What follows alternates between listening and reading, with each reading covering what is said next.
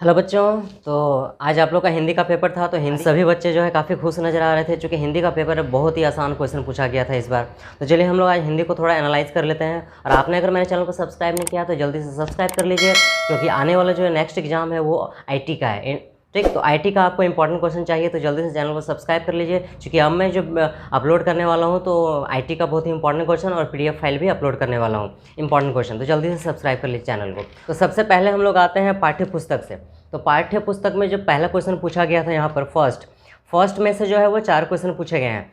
ये दोनों क्वेश्चन जो है वो सेम चैप्टर का है। ठीक, मानवीय करुणा की दिव्य चमक वाला। तो क्वेश्चन बहुत आसान है। देखिए पहला क्वेश्चन है, फादर कामिल बुल्के जन्म से तो नहीं पर मन से भारतीय थे, मानवीय करुणा की दिव्य चमक पाठ के आधार पर स्पष्ट करना था। ये तो ये आपने लिखा होगा।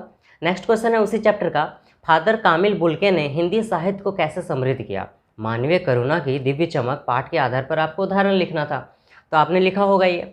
फिर नेक्स्ट क्वेश्चन है ग नंबर, लेखक को नवाब साहब का मौन रहना और बातें करना दोनों ही अच्छा नहीं लग रहा था, क्यों, और लखनवी अंदाज पाठ के आधार पर आपको लिखना था इसको। और उसी चैप्टर का फिर एक क्वेश्चन पूछा गया है, लखनवी अंदाज पाठ में नवाब साहब ने लेखक को खीरे की क्या विशेषता बताई और वह सही थी, ये आपको लिखना था। बहुत आसान क्वेश्चन था ये, तो आई होप आपने लिख लिया होगा। नेक्स्ट क्वेश्चन नंबर हम लोग 2 पे आते हैं, जो कि 3x2 है, यानी कोई 3 प्रश्नों का उत्तर आपको देना था इसमें।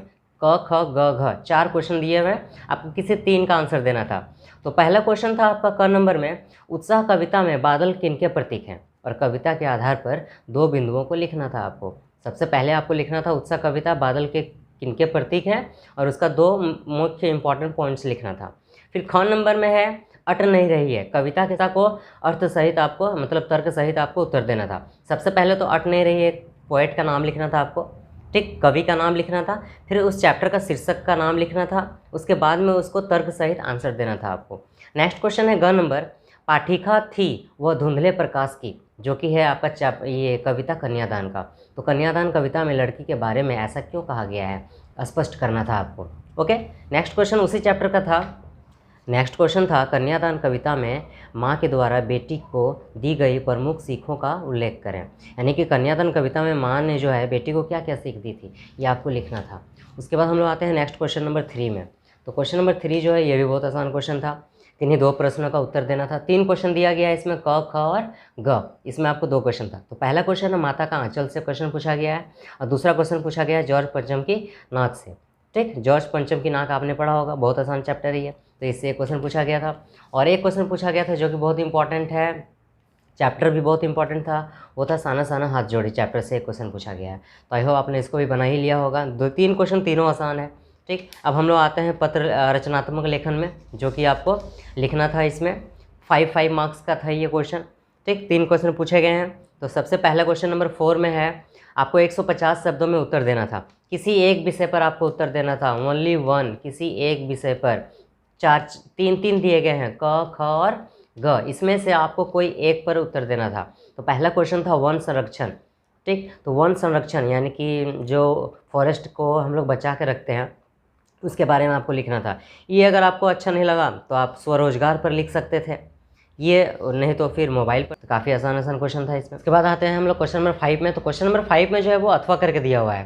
ठीक, तो क क्वेश्चन में दिया हुआ है, खाने पीने की गलत आदतों के कारण आपका मित्र मोटापे का शिकार हो गया है। ठीक, यानी कि खान पान का जो गलत आदत है, रॉन्ग हैबिट है खाने पीने का, उल्टा पुल्टा खाएगा तो यार मोटापा तो बढ़ेगा।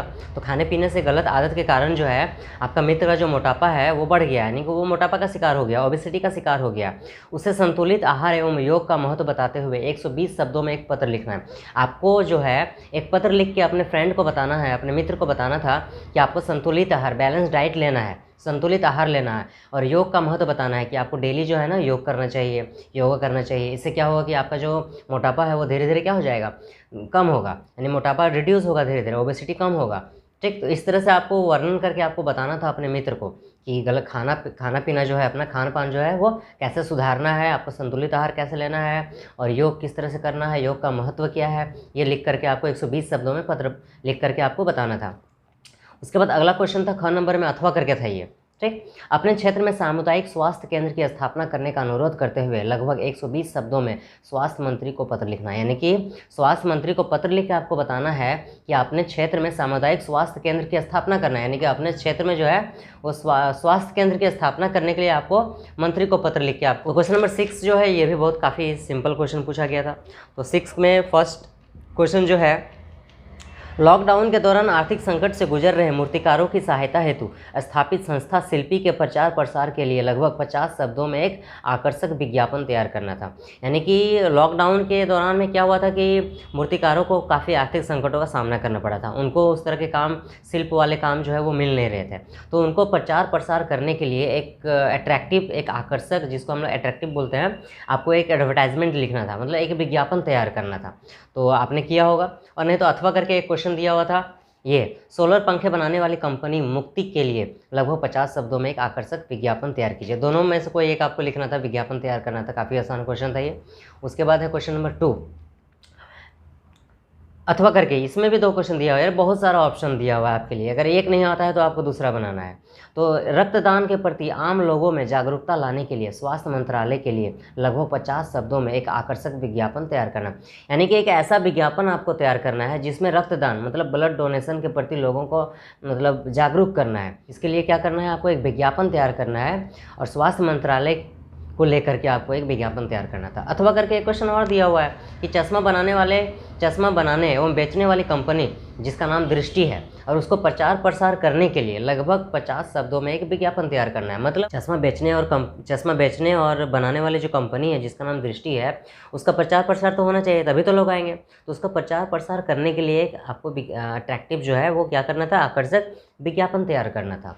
तो नेक्स्ट क्वेश्चन पे हम लोग आते हैं, क्वेश्चन नंबर 7 में। ये भी काफ़ी सिंपल क्वेश्चन पूछा गया है। इसमें भी 2 ऑप्शन दिए गए हैं, दोनों में से कोई एक बनाना था। तो फर्स्ट क्वेश्चन है, आपकी बड़ी बहन राष्ट्रीय पात्रता सह प्रवेश परीक्षा, जिसको हम लोग एनईटी बोलते हैं, एनीट, ठीक ना, की तैयारी कर रही है। ठीक, आपकी बड़ी सिस्टर जो है वो इस कंपटीशन जिसका नाम NEET मतलब नीट की तैयारी कर रही है। ठीक, उसकी मतलब उसमें उनकी सफलता के लिए लगभग 40 शब्दों में शुभकामना संदेश लिखना। यानी कि आपको अपनी बड़ी सिस्टर को, अपनी बड़ी बहन को एक पत्र लिख के आपको बताना है कि जो आप नीट का तैयारी कर रहे हो उसमें जो है आपकी सफलता के लिए 40 शब्दों में एक शुभकामना संदेश लिख के बताना है उसको। काफ़ी आसान क्वेश्चन था यार। नेक्स्ट क्वेश्चन नंबर ग है, राष्ट्रीय हिंदी निबंध प्रतियोगिता में प्रथम स्थान प्राप्त करने पर छोटे भाई को लगभग 40 शब्दों में बधाई संदेश देना है। मतलब आपका जो छोटा भाई है वो राष्ट्रीय हिंदी निबंध प्रतियोगिता में प्रथम स्थान प्राप्त किया है, तो उसको एक बधाई पत्र लिख के है। ठीक, 2.5 नंबर का था, काफ़ी आसान क्वेश्चन है। उसके बाद यहाँ पर फिर क्वेश्चन नंबर 7 का 10 में जो है 2 क्वेश्चन है, 2 क्वेश्चन में कोई एक लिखना था आपको। ये भी काफ़ी क्वेश्चन सिंपल आसान है। गुड़ी पड़वा फेस्टिवल जो कि महाराष्ट्र के निवासी जो है मनाते हैं, तो इसके बारे में आपको शुभकामना संदेश लिखना था। ये अगर नहीं आता है तो सिंपली यार हिंदी दिवस के बारे में आपको लिख देना था। तो यह था काफ़ी हिंदी का काफ़ी आसान क्वेश्चन जो कि आपको एग्ज़ाम में पूछा गया था। तो आई होप आपका पेपर जो है वो काफ़ी आसान होगा। ये जो सेट है वो ये सेट 1 था।